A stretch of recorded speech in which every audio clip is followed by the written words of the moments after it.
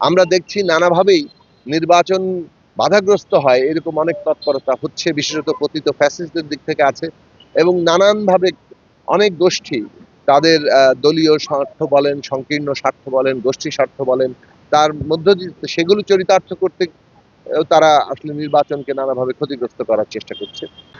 দেখুন, আমাদের রক্তস্নাত জুলাই গণ অভ্যুত্থানের পরে বাংলাদেশের যে একটা পুনর্গঠন, আমাদের রাষ্ট্রের গণতান্ত্রিক রূপান্তর, আমাদের নতুন যাত্রা, নতুন একটা রাজনৈতিক বন্দোবস্ত প্রতিষ্ঠা, তার মধ্যে যেমন রাজনৈতিক অধিকারের প্রশ্ন আছে, সেটার জন্য একটা জবাবদিহিমূলক রাষ্ট্র ব্যবস্থা প্রতিষ্ঠা করা, ক্ষমতার ভারসাম্য তৈরি করা, সে বিষয়ে প্রয়োজনীয় যে সাংবিধানিক সংস্কার, প্রাতিষ্ঠানিক সংস্কার, আইনি সংস্কার, সেইসব বিষয়ে কিন্তু একটা প্রস্তুতি ইতিমধ্যে তৈরি হয়েছে।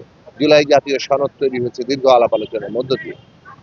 সেটা যেমন বাস্তবায়ন করার ব্যাপার আছে, তেমনি আহ, এই দেশের একটা বৈষম্যহীন বাংলাদেশ করতে গেলে শ্রেণী, ধর্ম, জাতি, লিঙ্গীয় পরিচয় নির্বিশেষে প্রত্যেক পরিচয়ের মানুষের যে অর্থনৈতিক মুক্তি, সামাজিক মুক্তি, তাদের যে মর্যাদা এবং অধিকারের প্রশ্ন, সেই প্রশ্নে আমরা মনে করি যে গণতান্ত্রিক ব্যবস্থা প্রতিষ্ঠা যেমন করতে হবে, তেমনি গণতন্ত্রের উপযোগী দল, তার জনপ্রতিনিধিও তৈরি করতে হবে।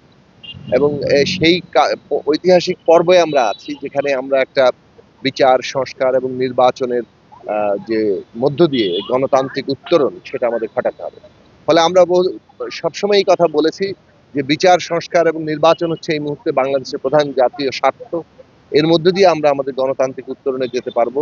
আমাদের শহীদের রক্তের ঋণ আমরা তাদের শোধ করার জন্য কিংবা তাদের আকাঙ্ক্ষা পূরণ করার জন্য আমরা আমাদের একটা প্রাথমিক উত্তরণ ঘটাতে পারবো। তো সেই কারণে বিচার, সংস্কার এবং নির্বাচন এই মুহূর্তে প্রধান জাতীয় স্বার্থ। এর যে পথরেখা তৈরি হয়েছে মধ্য ফেব্রুয়ারির মধ্যে নির্বাচন সম্পন্ন করা, এই নির্বাচনের সাথে সংস্কার বাস্তবায়ন এখন অঙ্গাঙ্গিভাবে জড়িয়ে গেছে।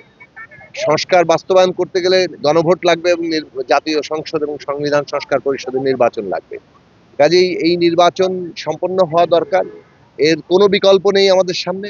এবং এই নির্বাচন যাতে কোনোভাবে ক্ষতিগ্রস্ত না হয়, আমাদের সকলেরই সম্মিলিতভাবে জনগণের ঐক্যের মধ্যে দিয়ে আমাদেরকে সেই কাজটা সম্পন্ন করতে হবে।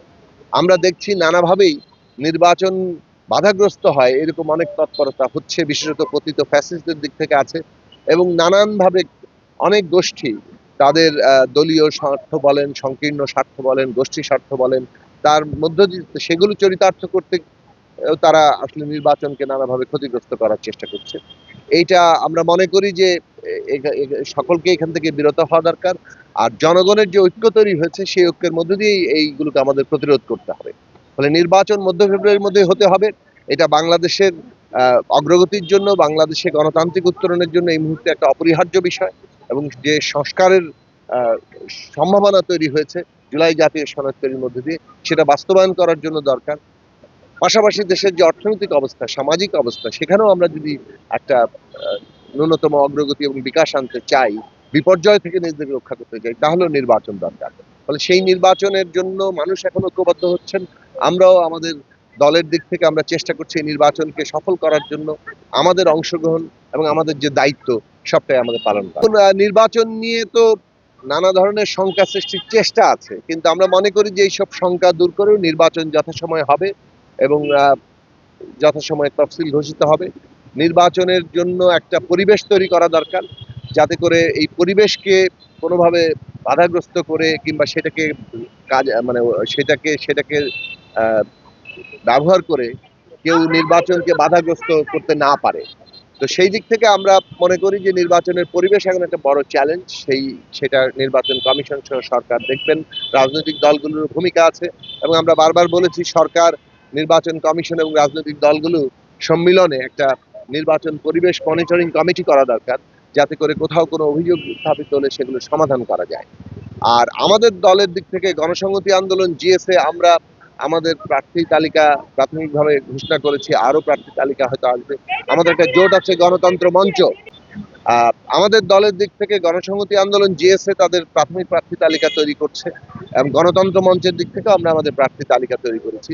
আপনারা জানেন যে গণতন্ত্র মঞ্চ, বিএনপি সহ আর ৩৯টি দল আমরা ফ্যাসিবাদের বিরুদ্ধে যুগপৎ ধারায় আন্দোলন করেছি এবং সেই আন্দোলনের ধারাবাহিকতায় আগামী নির্বাচন এবং আমাদের যে জাতীয় পুনর্গঠনের কর্তব্য আছে, একটা নতুন রাজনৈতিক বন্দোবস্ত প্রতিষ্ঠার কর্তব্য আছে, সেই কর্তব্য পালনে আমরা কিভাবে ন্যূনতম জাতীয় ঐক্যমত্য রক্ষা করতে পারি, সেই ক্ষেত্রে আমাদের আলোচনা চলমান আছে। অর্থাৎ নির্বাচন এবং জাতীয় পুনর্গঠনে ন্যূনতম জাতীয় ঐক্যমত্যের ভিত্তিতে কি ভূমিকা আমরা রাখতে পারি, সেটা বিএনপি সহ যুগপৎ আন্দোলনের, গণতন্ত্র মঞ্চ সহ, গণসংহতি আন্দোলন সহ ৩৯টি দলের আলাপ আলোচনা আছে।